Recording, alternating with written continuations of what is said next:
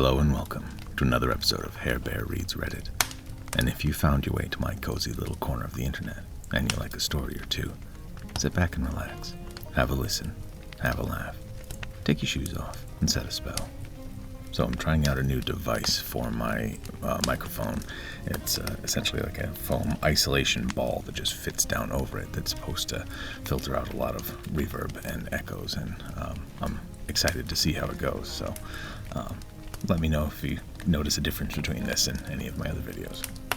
So today I've picked out 3 different stories from the subreddit r/IDontWorkHereLady, just because I haven't done that one in a while. Felt like doing it.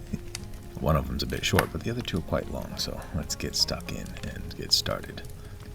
The first story is posted by NightShadow935, and it's titled, "Get the Hell Out of My Car."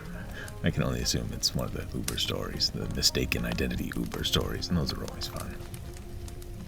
So this only just recently happened, so it's a bit of a mess. Anyways, though, I work at a taxi company. Oh, go so they offer a taxi, okay. Specifically, I am the dispatcher. I always come into work early because that's who I am, and it's become routine. I drive into the parking lot, and am sitting in my car for maybe about 2 minutes, looking at my phone briefly and eating my morning wrap, when, wouldn't you know it, some random dude opens my car door and sits down inside. Okay, so it's a guy sitting in a car outside a taxi service, so this is not too far of a stretch. Without skipping a beat, this guy, who will be referred to as R for rando, but you can use any other descriptor that starts with R, says, "Hey." Okay, gotta pull out my Canadian accent. "Hey, going to Tim Hortons on King Street, let's go." Immediately, my reply is, "Who the hell are you? What?" R, "Come on, doesn't matter. I gotta get going. Just head to the Tim's there, bud." Me, still confused, sitting in my clearly personal car with none of the taxi logoing. "No, get the hell out of my car, damn it, I'm not a taxi." R, "You're sitting in front of a taxi company building on your phone. You're a taxi driver. Now hurry up before I'm late." This argument continues on for about 30 seconds more before my saving grace comes. Clearly I was being a bit loud, yelling to get this lunatic out of my car, that Rodenko, who can only be described as 6'3", 250 pounds, and looks like he knows how to turn your body into 3 different forms of pasta, knocks on the window the lunatic was on. Rodenko, in their Serbian accent after the window is rolled down, "The hell is going on here?" Yes, maybe that sounded like Russian, but I don't know the distinction between Russian and Serbian, so my apologies to any Serbian people that might listen to this. R, "The dumbass won't drive me." Me, looking at Rodenko, who knows me quite well. "Yeah, guess why?" Rodenko, opening the door himself and putting his hand on the shoulder of the guy. "I suggest you get out of my dispatcher's car and call the other cab company." R, seeing the massive Eastern European glaring death at him, seems to finally get the hint and struggles out of the seatbelt and promptly speed walks away. You would think that would be the end of it, though about 10 minutes later, as I am set up and working, I get a call about a complaint my call taker handed over to me. Me, "Dispatch, what can I do for you?" Caller, "Hi, yes, I'd like to report one of your drivers who refused to pick me up and threw me out of the car." Now I recognize the voice. I realize it's the rando, though it seems he doesn't recognize mine. Our phones are quite old, and I've been mistaken for the opposite gender a few times even. Given the voice I've chosen for OP, I suppose we'll have to just take that as it is. "Alright, what car number is it?" I said. R, "Oh, I didn't get one." Me, "Alright, what's the color and the plate number?" I look out the window by now to see the rando is back, now investigating my car and its plate. R proceeds to describe my exact car. By now I was considering if what I was about to say would potentially be worth my job. After a second I decided it would be, then opened the window beside me fully, looking down on him. Me, "Yeah, no, if you look up and see, you can tell that car is in fact mine, and you hopped in it for no reason. Thank you for calling. Your number is going to be blacklisted." This prompted him to look up to see me waving at him and quickly ending the call and storming off away. I don't know if this is going to be a problem in the future, though considering how much the owner of the company likes me, I doubt it will. Smiley face. Edit to those who are mentioning that doors should be locked. I was in the parking lot and had my car in park. My car unlocks the doors when you shift into park, and I was only sitting there for a short time. I was intending to get out of the car because, unsurprisingly, I was there to work, not just sit in the parking lot because I find it fun. Lol. To my mind, one of the true tests of someone's character is not the inability to make mistakes, but the ability to own up to them. And it never ceases to amaze me how some people will just double down because they refuse to admit they're wrong. Down in the comments, Temple Made Me Broke brings up an interesting phenomenon that I have been thinking recently will likely be studied in the following years. They say, I swear it has got to be effect of long COVID brain rot or something. Sitting at a red light yesterday, I watched as 4 cars take a right on a red and ignore the giant no right on red sign. I'm sitting there wondering how so many people missed that, and suddenly a car barrels past me to my left and goes left on a red, just blows through the red light, and was lucky there was no oncoming vehicle.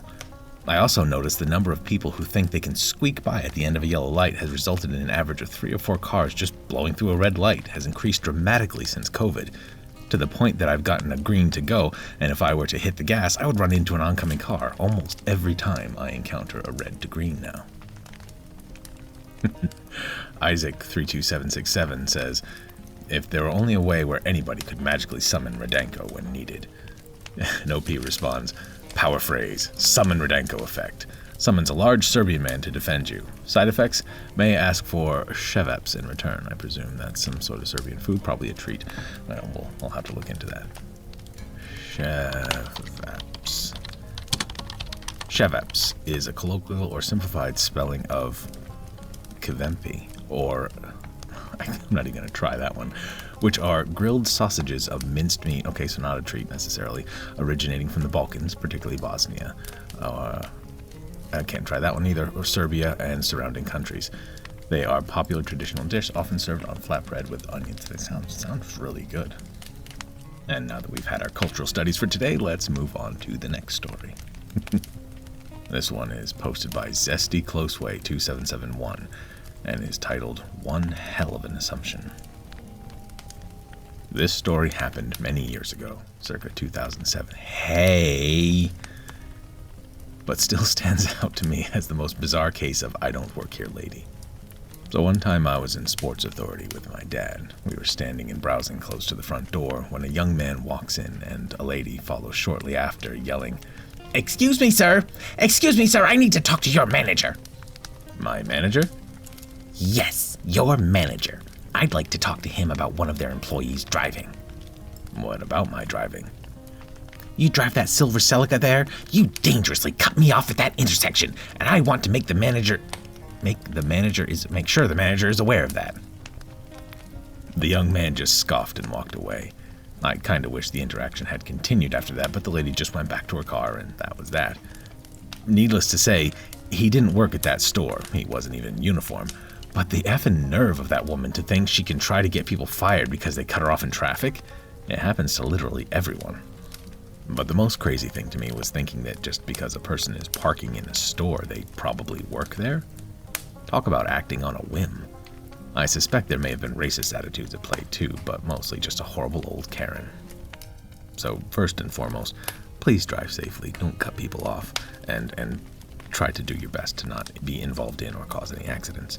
That being said, the best way to handle it if somebody does do something stupid in traffic probably isn't to confront them directly, but to try to draw authorities' attention to it. And not the authorities of where someone works. I mean the authorities as in the police, who actually have a say over these things. Down in the comments, there's a similar story.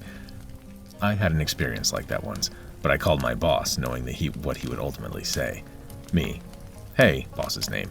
I have a lady here that has a complaint. Boss. Put her on. I turn on the speakerphone and tell them both. Boss. You have a complaint to make? Lady. Yes, he cut me off on X Street. Boss. Is he driving a gives make and model of my car? Lady. Yes. Boss. Is he wearing uniform shirt? Lady. No. Boss. Then you have no business complaint. I do not control what he does off the clock. Lady. But that was rude of him to cut me off the way he did. Boss. Like I said, I do not control what he does in his own time. We joked about it for weeks in the shop. It's a good boss that actually realizes that. So this next one caught my attention from the title. It's posted by Param Mortis, and it's called I Don't Work Here, and This Isn't a Bar. This happened about a year and a half ago, but something came up today that reminded me of it. Throwaway account because I have a strict policy of not posting anything personal on my main. I was at the local grocery chain looking for something for dinner. Their uniform is tan slacks and a branded denim blue button-down short-sleeve shirt. I can't remember what I was wearing, but I can tell you for sure my outfit wasn't even close to that. It's also worth mentioning I had a big pair of over-ear headphones on, listening to some tunes at way too loud a volume. So I'm standing in the middle of an aisle looking for something when a disheveled young man puts himself between me and the food. Ooh, that's dangerous. I distinctly remember he reeked of booze and body spray. His lips start moving, so I take my headphones off. He asks rather loudly, "Where's the beer?" I wanted to get out of this situation quickly, so I just say to him, "Sorry, dude, I don't know. I don't work here." Put my headphones back on and start to walk away. He then ripped my headphones off, threw them on the ground, and asked again, rather angrily this time, "Where is the beer?" Side note, don't do that. I paused and thought about just booking it. Dude's obviously shit-faced, angry shit-faced, and escalating. See, OP's a lot more sensible than I am, because I'd feel some kind of way about that. Instead, I did something stupid and shot back at him with, "I said I don't work here, man. Besides, don't you think you've had enough?" And that's when he took a swing at me. Now, in this moment, I had a few things working in my favor. 1, he's drunk. Coordination isn't currently his strong point. 2, this wasn't exactly David versus Goliath. I'm a short guy, so most people are bigger than me, but I'm not scrawny, just average build. But it's not like this guy was effing 6'20" and made of steel. 3, I've done martial arts for almost 20 years. I'm not some badass MMA fighter, though. I started as a kid, but I haven't sparred or even been in a dojo in about a decade. I was never award-winning or best in my class, just persistent. I still keep up with my practice at home to keep my form and to stay in shape. But given how long it's been since I've so much as sparred, and how I've never been in a real fight, he and I were both surprised when muscle memory kicked in and he found himself redirected face first onto the floor. First time I've ever done that. He gets up and scoots back a bit and starts yelling about how he's going to sue me and I'll be arrested for assault. If he hadn't drawn any attention before, he certainly has now. I was honestly pretty freaked out myself. I remember he was bleeding from his nose and I think it broke on impact. I was worried with breaking his nose I was actually going to end up in cuffs, but I wasn't going to run out of the store and flee. So eventually a manager of some kind showed up and tried to figure out what was happening. I tried to explain while the other guy kept yelling over me. The cops were called, and we both ended up sitting there for the hour it takes them to show up. Boy, they weren't in a rush, were they? The cops separated us, then asked us and some employees what happened. The manager also took one of them back to what I assume was the office to look at the security footage. They came back sometime later, and the cops put the drunk dude in handcuffs and carted him off. I was asked to give a statement explaining again what happened, as well as my phone number for if they needed to follow up. I never did hear from them again, and after a few weeks of worried waiting, that took me 3 tries to say. Try saying that 10 times fast. After a few weeks of worried waiting, that was the last I thought about it, until today. Today, I was back in the same store doing my weekly grocery shopping. When I got to the register to check out, there he was. Drunk dude was my cashier. I didn't recognize him, but he recognized me. He was sober, clean-shaven, cleaned up, just a completely different person. Oh. After he confirmed I was who he thought I was, he launched into an apology. I told him it was water under the bridge, and I was happy he seems to have bounced back. So we start talking, and he rings up my stuff, and he explains. His alcoholism led him to drop out of college and struggle to hold down a job. He'd been spiraling for a year or two before the incident, apparently losing a drunken fight and catching charges for public intoxication and assault were the wake-up call he needed to make changes in his life. He said as soon as he was out of police custody, he checked himself into rehab and joined a support program. The last time he drank was the morning of the day we met. Now, he's a year and a half sober, and he signed up for classes at the local community college. I told him I was really happy for him. I asked him, quietly, how he managed to convince the place to hire him, given what happened. He said he wouldn't say who, but it helps that someone at corporate happens to be his sponsor.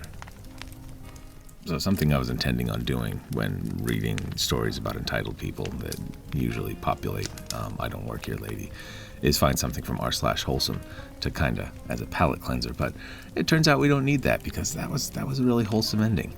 I like that. I like that a lot. But that is all I have for you for today. So has anything like this ever happened to you? Have you been mistaken for an employee at any place you frequent? Was it a simple, oh, my mistake, and go about your way, or did somebody double down?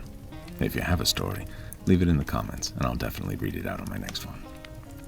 I personally have found that if you are of a certain build and wearing suspenders and a Santa hat in a hardware store around Christmas, for some reason people think that you work there, but nobody doubled down on me. They understood as soon as I said I didn't. And as always, if you like these stories, make sure you slap upon the like and subscribe button. And hopefully, we'll see you in the next one. Until then, take care, be good, and bear up.